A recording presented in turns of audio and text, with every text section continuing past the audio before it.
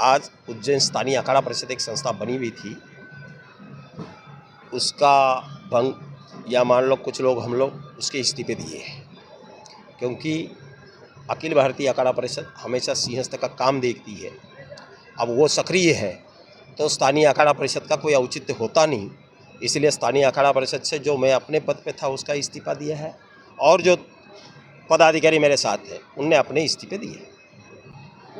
मिला कि क्या ये संस्था भंग हो जाएगी? अतः इस्तीफे देने के बाद संस्था भंगी मानी जाती है। अब आगे क्या रणनीति? आगे जब अगली जो ये होगी अखिल भारतीय अखाड़ा परिषद उसका काम देखेगी।